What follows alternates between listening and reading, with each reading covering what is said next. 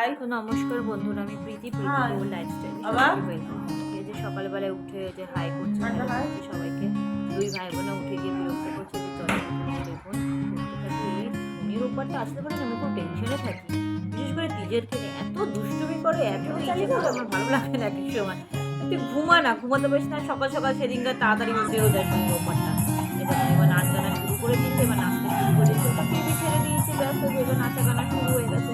আমার মেয়ে অনেকদিন বাদে একটু নাচ প্র্যাকটিস করছিল, তো আমরা দিদি ভাইয়ের ঘুঙুরটা নিয়ে পড়ে কি নাচার চোট জানেন না, তো মানে কি বলবো, আর কিছু বলার নেই। আমার বর আবার আজকে একটু ভিডিও করে দিচ্ছিল যে একটু করে দাও, তো নাচ করছি, তো আজকে না এই দেখুন নাচ করতে আবার ভিডিও করে দিচ্ছে, শুরু হয়ে গেছে নাচা।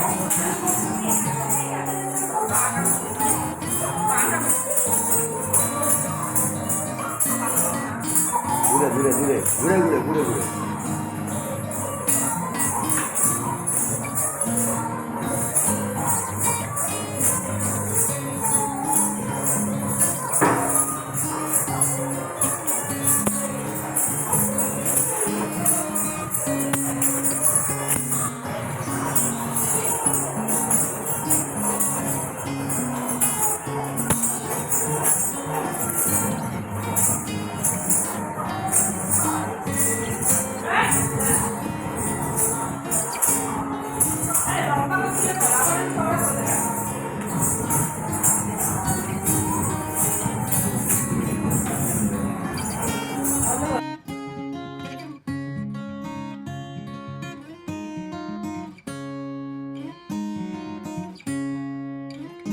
এদিকে হচ্ছে গিয়ে মান্টু নাচ প্র্যাকটিস করছে, ওর হচ্ছে গিয়ে অক্টোবরের 1 তারিখে হচ্ছে গিয়ে রাজবাড়িতে প্রোগ্রাম আছে, যে শ্যামবাজার রাজবাড়ি আছে, ওখানে প্রোগ্রাম আছে, তো একটু প্র্যাকটিস করতে বলেছে ম্যাম, খুব ভালো করে।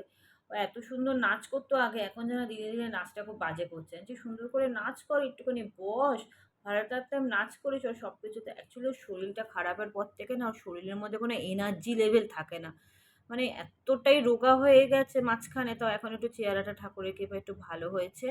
তাই ওই যে নাচ প্র্যাকটিস করছে, ওর সাথে দিদির সাথে একটুখানি নাচ প্র্যাকটিস করে নিচ্ছে ও। দিদির কোথায় দিদির ঘুঙুরটা পরার কথা, দিদির ঘুঙুর না পরে নিজে ঘুঙুর পরে নাচ করতে শুরু করে দিয়েছে, ওই দেখুন।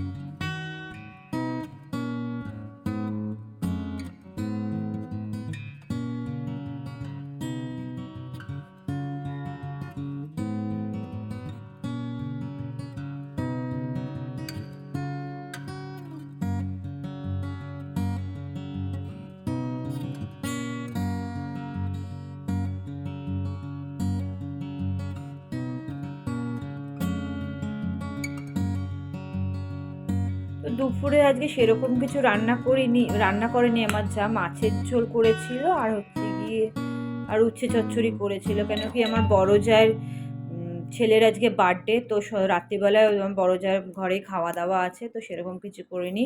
আর বাচ্চাগুলো তো দুপুরেও খাওয়া দাওয়া ছিল, আমার মেয়ে খেয়েছে, প্রাচী খায়নি।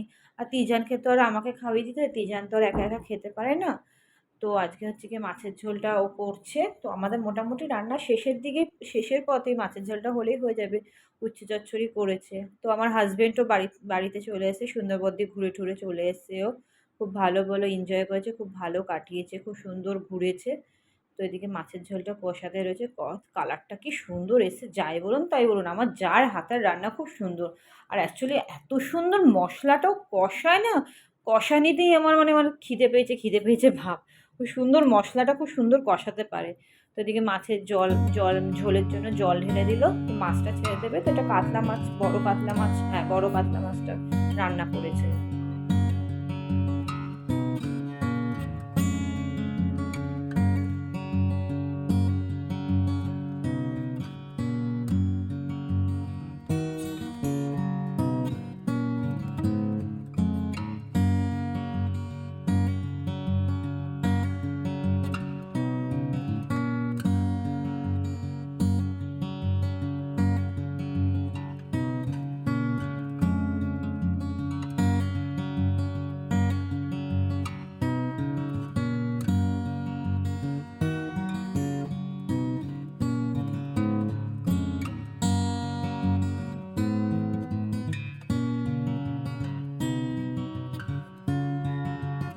তো মান্টোর নাচের স্কুল আমি আনতে গেছিলাম, ওর বাবা ছেড়ে দিয়ে এসেছিলো, তো আমি আনতে গেছি। এটা হচ্ছে ও যায় হচ্ছে পল্লীশ্রীতে নাচতে, তো আমি গলগ্রিন হয়ে যাই, গলগ্রিন হয়ে আসি। তো ওখান থেকে আমি আবার যাবো কেকের দোকানে। আমার বড় ভাসুরের ছেলের বললাম তো আজকে জন্মদিন।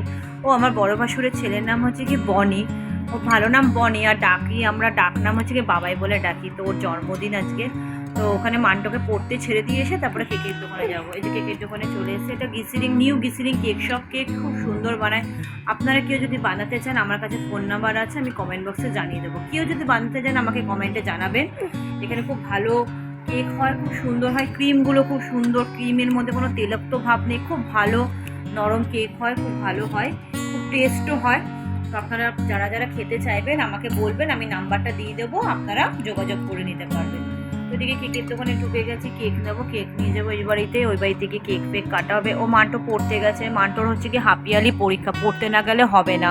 ওর 4 তারিখ থেকে হাফ ইয়ারলি পরীক্ষা শুরু, তো মানে পড়তে না গেলে এই দেখো কেকটা এত সুন্দর কেকটা হয়েছে। আমার মেজো ভাই কেকটা নিয়ে গেছিলো রাত্রিবেলায়, এত সুন্দর হয়েছে কেকটা। তো সেম কেক, এটা ভ্যানিলা কেক, সেম কেকই বানাতে দিয়েছি। তো আমি বলছিলাম ডিজাইনটা অন্যরকম দিয়েছে, তো ডিজাইনটা একই রকমই দিয়ে দিয়েছে। যাই হোক, তো আমি এই কেক নিয়ে ঢুকে গেছি, এই যে কেক নিয়ে এখন আমার বাবা জায়ের ঘরে ঢুকে গেছি।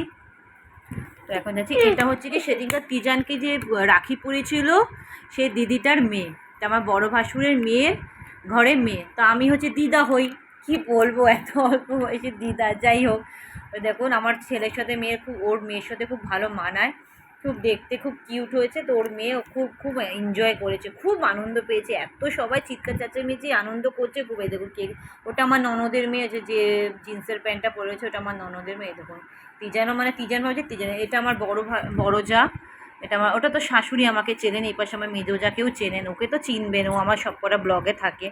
ওইদিকে বড় যা ওর ছেলেকে আশীর্বাদ করছে, তো আমি একটু ভিডিও করছি। এদিকে সব মোমবাতি, সব দিদিরা বোনরা, সব দাদা ভাইয়ের মোমবাতি, বলতে গেলে সবই ছোট, বাবাই একাই বড়, আমার ননদের মেয়েও ছোট।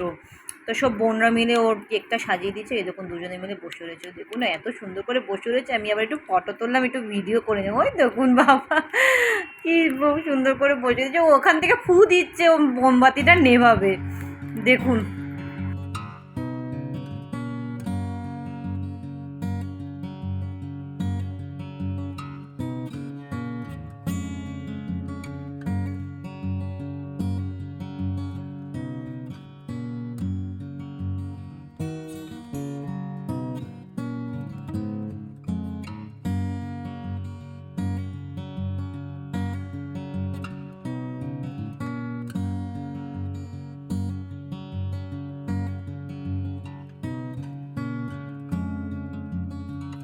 ওদিকে কী কী রান্না হয়েছে তাই দেখিয়ে দিচ্ছি। ফ্রায়েড রাইস, বেগুনি, চিলি চিকেন, চাটনি, পাঁপড়, আর হচ্ছে গিয়ে পায়েস হয়েছে। পায়েসটা তো মাস্ট, ওটা তো হবে। দেখুন ও আবার স্যালাড হয়েছে।